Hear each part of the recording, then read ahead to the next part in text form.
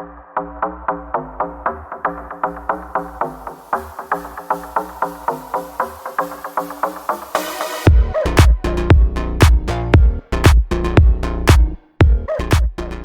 right. Well, welcome everybody. Welcome to Worldwide Academy Training Services YouTube podcast. So excited to be able to get started doing these things again. And what better way than to get started with our friend Kelly Brady from Kelly's Professional Pet Sitting. And here we have Natty with us, who's really trying to, I think, already steal the show, which is it's okay because it's a perfect topic. We're going to talk about pet sitting and care and things like that. So Kelly, welcome again. Thank you. If you haven't seen, this is actually we're kind of doing an update with Kelly. This is I think it was about maybe a year ago that Yes. we did a recording and A little over a year. I think almost a year and a half. or maybe a year and a half. Yeah. Yeah. So we're going to catch up with her, see what's new with her. Maybe she has some interesting tips for us. And, we're just going to flow like we usually do. So, so good to have you. How have you been? What's going on? Let's, yeah, let's give you, how about you just for the people that don't know you and who haven't seen your other interview with us with actually I am going to post along with this too. Just give us a little bit of a background on who you are. Who's Kelly? What does she do? I'm Kelly, and I am a professional pet sitter and dog walker. It is my full-time job. It takes up a lot of my time,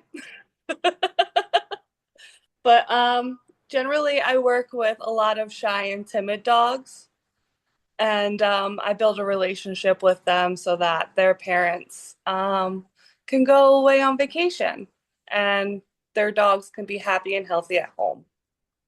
That's amazing.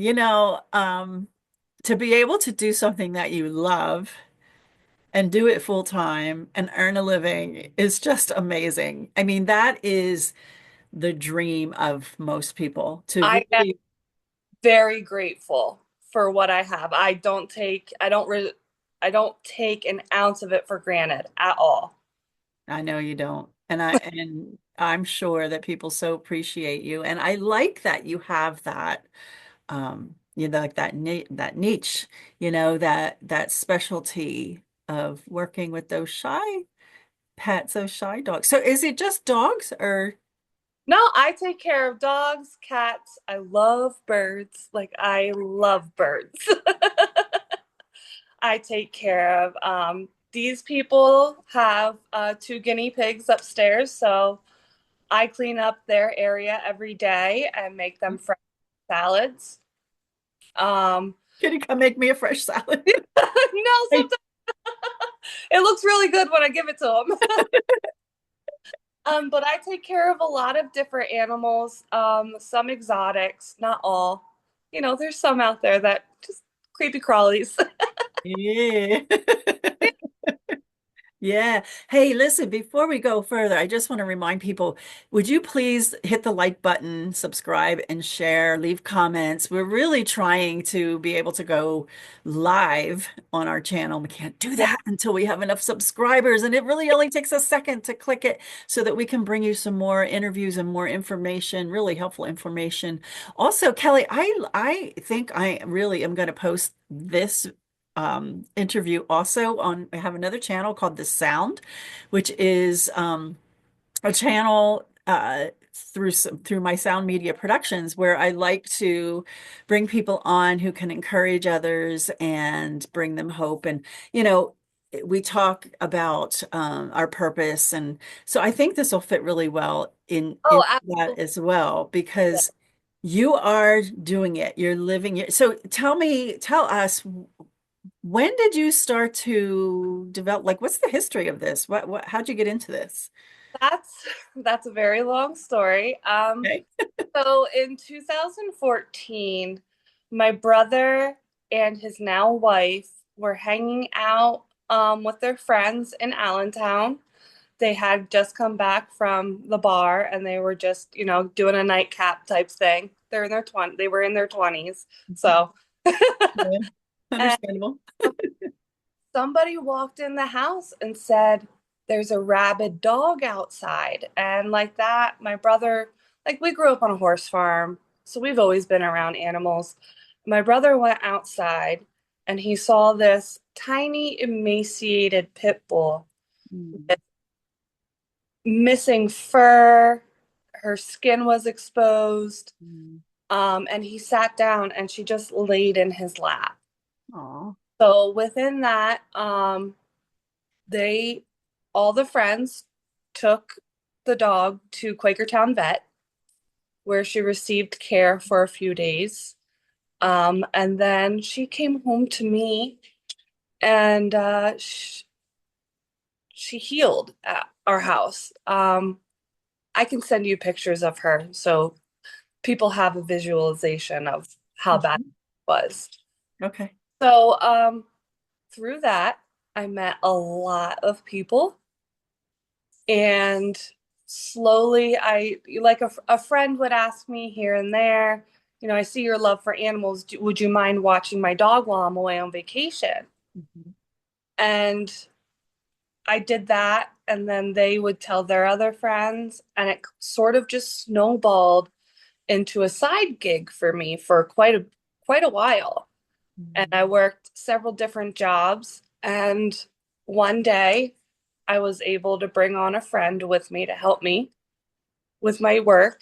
And I was able to quit my job and make it full time. I mean, that was one of the scariest things I've ever done was quitting my regular job that offered income protection Mhm. uh, Yeah. to this. Yeah. Uh, I I love it. Yeah, so that is yeah, that's a jumping off point, and it always scary if we get into our head, our thoughts. Oh, Um, absolutely. and I mean it's a valid thought that, at least you can think through, and but to know that what's in your heart and what it is that you're supposed to do is such a major victory. And so like it's just amazing that you're living out your purpose. I wanted to do growing up. Never. I just did. I worked. That's what I did. Hmm. So when I loved animals, and the fact that like my friends saw that in me and Hmm. gave me a little bit of a push. Yeah. Sometimes it takes others to see in us Yeah. what it is. Yeah, that and give us that push. And so isn't it interesting how that worked out for you that little puppy, that little dog that, poor thing that just kind of happens upon your life in that way. And then it's history from there, right? So, Pretty much so, yeah. oh, that's so amazing. Well, I know that there are because of our pet first aid classes and just talking with different people about different things of pets. And I know that there are many in the community that know Kelly Brady and know of you and really do support you and think that, you are really very valuable to the community. So, One thing that I noticed this past year with my pet sitting and going from one area to coming back, I was able to coach about four other women and men in the business and help them get their business going, which was flattering and also sort of a realization that, oh, they look up to me now. When I yeah. was up to other pet sitters. It's weird. Yeah, but you know what? That's like the next level Mm. as we move through our own development and our own businesses, and as we level up and as we get older, we gain all that experience.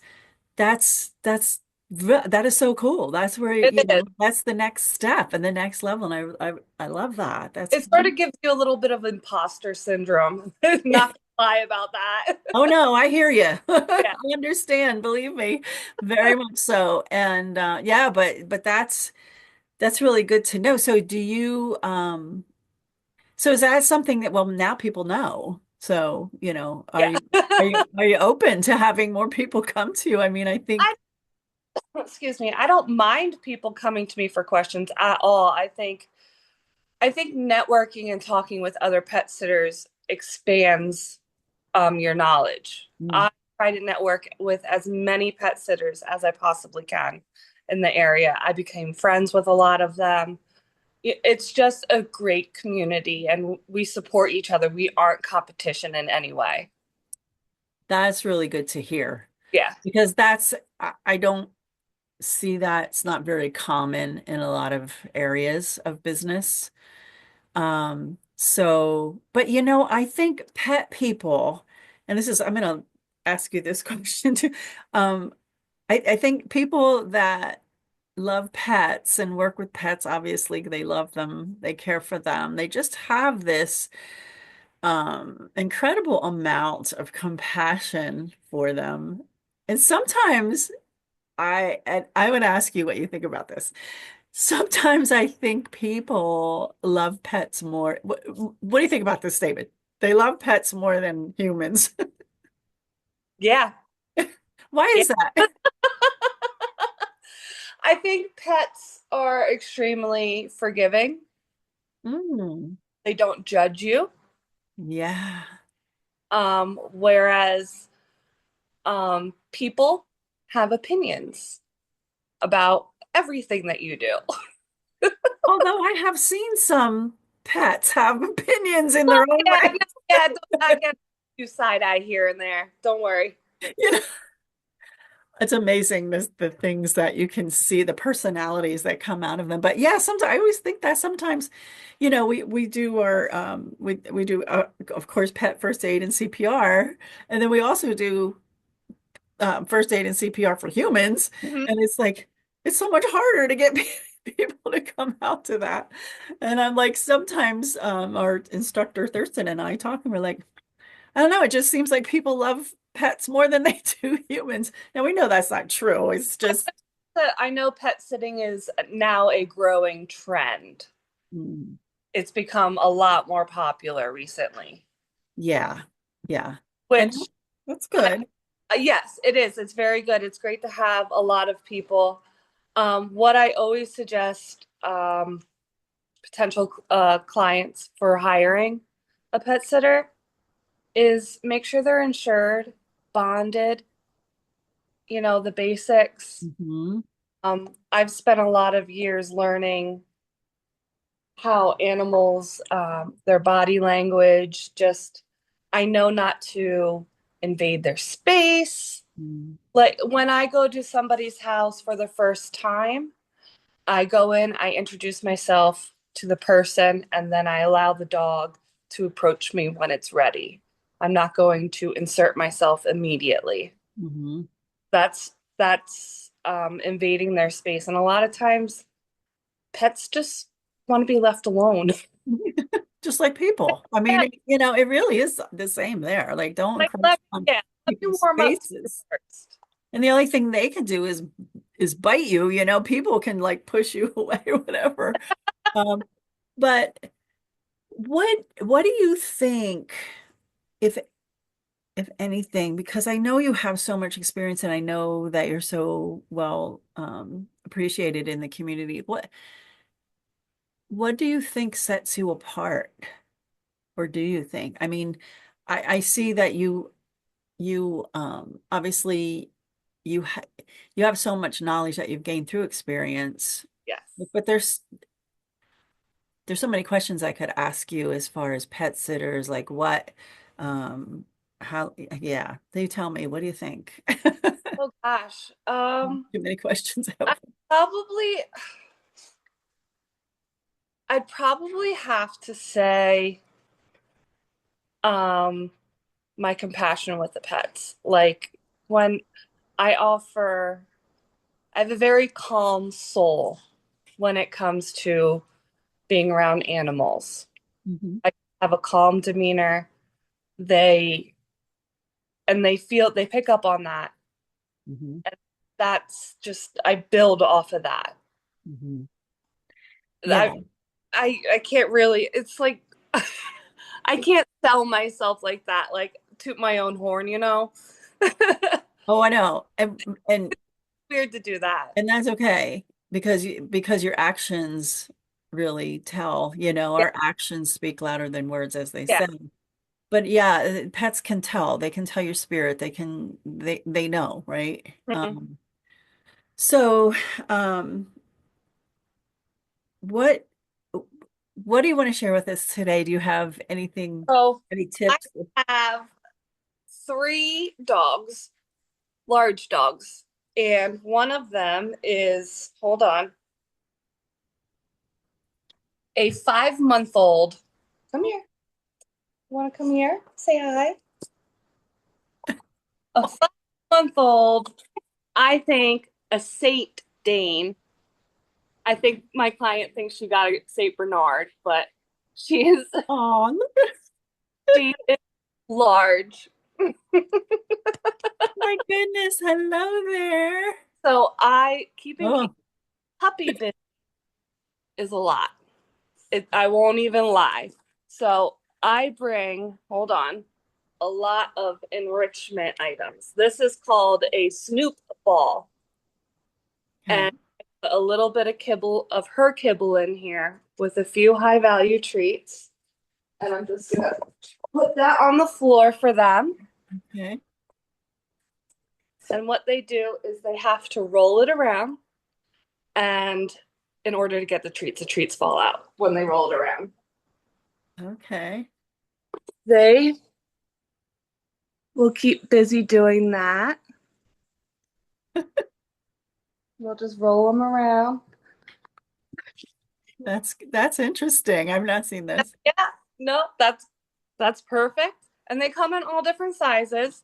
So those are for the big dogs. And they have little ones for tiny dogs, like for my little guys. Yeah. And I also bring lick mats. These are a lifesaver. Hmm. So what I usually do is I try to keep it healthy. So maybe some non-fat Greek yogurt, unsweetened applesauce, maybe a little bit of peanut butter, just a tiny bit. Um, Smear it all around. You can put some treats in there for them and stick it in the freezer. Ah, It'll take them a good 30 minutes, 40 minutes to get through it.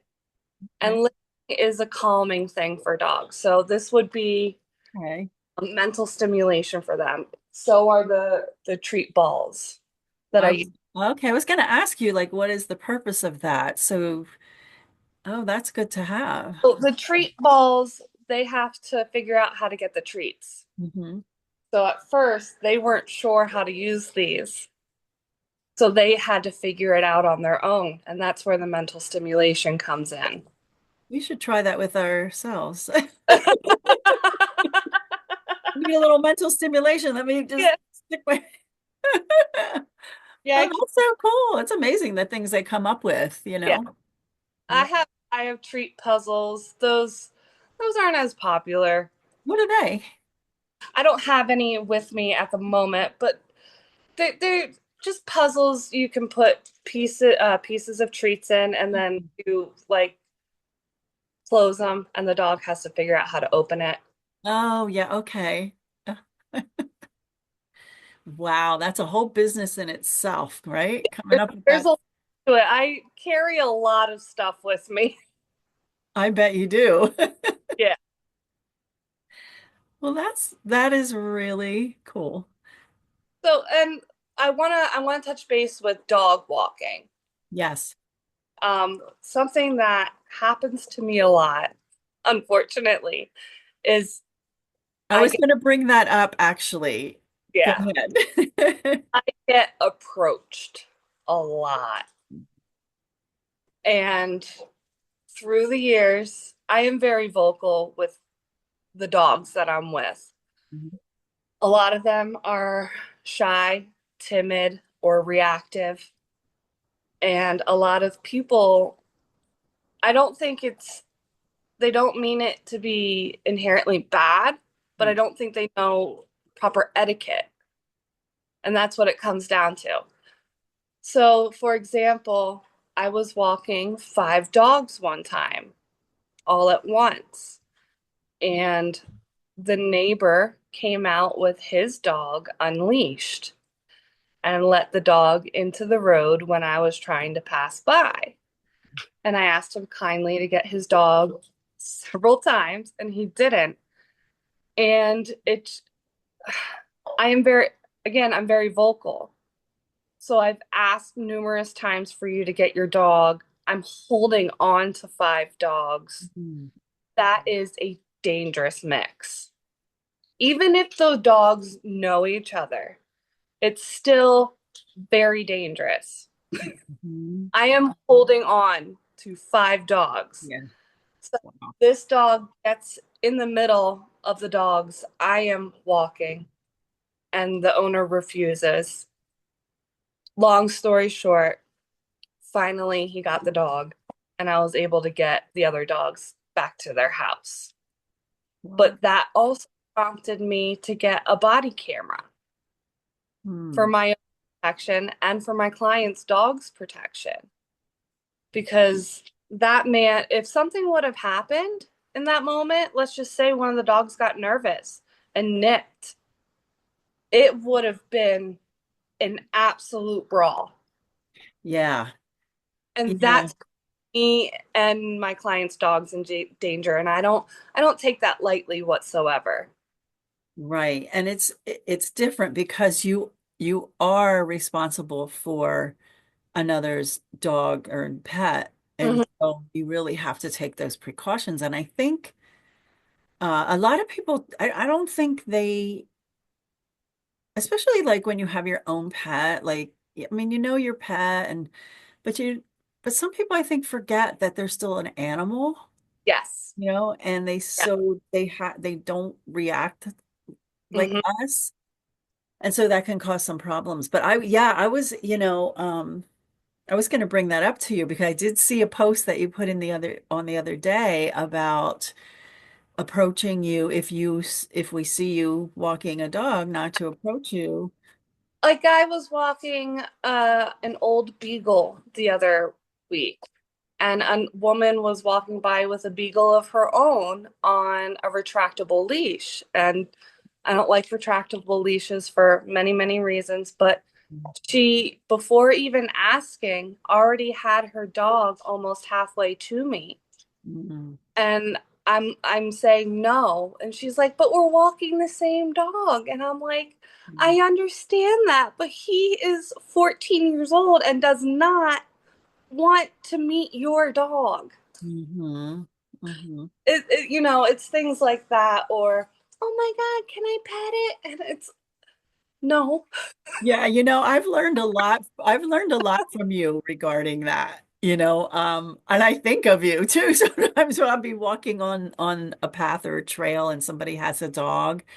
Well, I never really would go up to them anyway, but with the dog will maybe come towards you if they're on a leash. And some people don't have them on a leash, and some people just don't even they don't control them at all. And you don't like I'm okay, I just like stop and just let the dog, I but mean, there's some people that I'm an animal lover. Even when I'm hiking by myself on trails, do you know how bad I want to pet somebody's dog? Mhm. But I keep going. Just let the dog what is enjoying. Don't disturb people. Right, right. And so how would you say, you stop on a trail, somebody's talking to you and their dog is there. Now so I know some people that I see all the time. I love their dog. There's a great Pyrenees dog that I see on the trail and is just my favorite and is so, so well behaved, really well trained. Uh-huh. But if you're, so a dog comes up to you and wants you to pet it and the owner is okay with that, like how do you approach or do you let the dog approach you? How do you approach it? Like is there a way like So, so generally, if a dog wants to be pet, they're gonna tell you they want to be pet. They're gonna come up to you. Hmm. Um, they'll initiate with their muzzle. They'll give you a paw, but generally, Which most of them don't have muzzles on. I can't, I think I may have seen one with a muzzle on in the last year. I meant their muzzle, generally just their face. Oh, their face. I Yeah, thought you meant like, it because would I have like yeah. their mug. Yeah. Okay. Never put your hand out like this for them to sniff like this. Mm, If you want to do anything under the chin, okay. under the chin, Oh, just let them, you'll know. yeah. Yeah. Yeah. If they bite off your fingers, you'll know. And then you won't do it again. No, like if you notice a dog is very stiff, Mm, uh, direct eye contact with you, um, I would just keep on going, keep yeah. on going, let it go, you Yeah. know. Oh, yeah. Uh, and I also want to say a wagging tail does not mean a happy dog. Yes, I learned that from our friend Erin, Yes.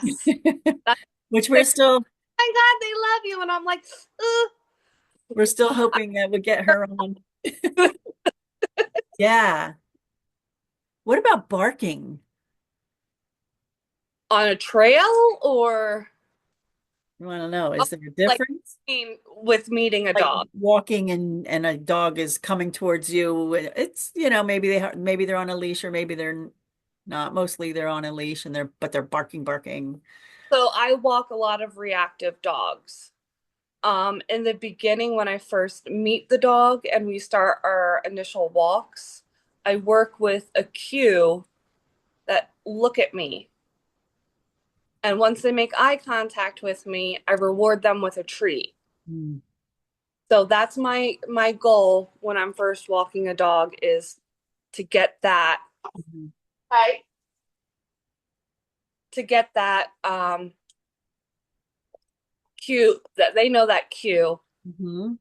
So that and let's just say we'll start with a squirrel. Some dogs react to a squirrel. So if you see the squirrel before the dog, it's look at me, then reward. And then we keep walking, look at me, reward.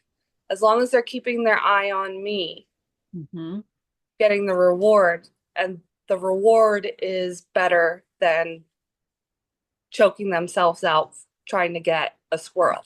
Yeah, I've seen people do that on the trail, training them and then having the treat and it works. Yeah. So like I always carry high value treats with me in my satchel along with other things, but that's the first thing I do. So on if let's just say I would take a dog on a trail that is reactive, I would have to make sure for myself that that trail is not a busy one and Mhm. narrow trail because I want to be able to get make space between the dog, me, and the other person or dog on the trail. So it would not be a narrow, or I missed what, did you say it would be narrow or it would not Let's be? say it's like a narrow trail. Oh, okay. Okay, that you leave So space. yeah, you want to be able to keep space. Right, right. I wouldn't take a reactive dog on a trail unless I knew I was able to safely get them off the trail or a safe distance for them. Yeah. Have you ever had an incident where you had another dog attack or you had one Um, that reacted to I, it? I carry canned air with me along with mace. Okay. I haven't ever had a dog attack on a dog walk. I also carry a slip lead with me as like a backup just in case because I have found loose dogs numerous times. And because I have that spare leash, I am able to hold on to the dog safely and get them home. Okay. Yeah. I remember being at a pet event years ago when all of a sudden you just heard all this commotion and chaos and the dogs barking and one had attacked another. I think I don't know which one it was, but attacked a German Shepherd. Um, and so there had to be first aid administered to, It is, you know? dog fights are traumatic. I'm not even going to lie. I won't, Yeah. I can't sugarcoat it. A dog fight is traumatic. For me, it was even to, to hear that, just like, oh, it's just that sound. It was not pleasant. So it says there's something that fascinates me too, and I don't know a lot about it. I know that again, Thurston, our instructor, has been reading a lot more about this, and that is the like guard dogs and work dogs on farms and on homesteads and places like that. Do you have anything like any knowledge or background? I mean, Oh, absolutely. Yeah. yeah. Yeah. I have, I'm gonna say 3 or 4 clients with working dogs on their farms. Great Pyrenees or Maremas. I was going to ask you, Yeah. which ones do you think are the best? I mean, I know the Great Pyrenees are, Pyrenees and Maremas have a similar personality, I'd have to say. okay. They take their job very seriously, but they are the sweetest souls. Yeah. Yeah. So let's say you have a farm or a homestead and you want to start, you want to get a puppy or dog that would be a guard dog like that. How do they, I So know I they just I just want to say that a guard dog and a guardian dog are 2 totally different things. Okay. okay. Yes. Explain. Explain. So a guardian dog is there to protect their herd. Oh, okay. Okay. So they protect them from coyotes, um, Right. other like raccoons, things like that, predators, Hmm. other people that aren't welcome on the farm. Yeah. Now, a guard dog is something that I'm I don't work with any guard dogs. Generally, that's specialized training Hmm. that is my forte. Yeah. Um, That's what I was going to ask you. Like, so talking about the guardian, mhm, the ones that are protecting the sheep and the animals and yeah. do they have to be trained or it's instinct in them? Or Um, I would, it depends on how breeding has a lot to do with it. So okay. if you're looking for a guardian dog for your herd, you would want to go to a breeder Hmm. that is specific for that, that does health testings. Mm. Um, there's all kinds of things involved in it to find a really good breeder, but that's a whole nother story. But Yeah, I can see yeah, how it would but be. it is in them regardless. Hmm. But to learn, you have to grow up with it. Right. It can be taught, um, but the training aspect of it is not my field of Hmm. work. Okay. Yeah. So do you have anything else that you want to share with us? Um, yeah, so with pet sitting as a client, make sure you're telling your pet sitter everything about your dog. Please. Yeah. Even the bad stuff. Especially, right? Because when you don't tell us those things, it puts us in a position where like, because let's just say, um, the food here. We have all this high value stuff going on. These dogs could very easily, if they weren't, depending on what kind of dogs they are, um, they could easily get into a fight because this is all high value. Hmm. Okay, so that's something you need to ask your client, or I always say, do they have any behavioral issues? And that means, do they resource guard any food? Are they going to resource guard me? because let's just say he really loves Kelly, and he wants to be the only one that gets attention.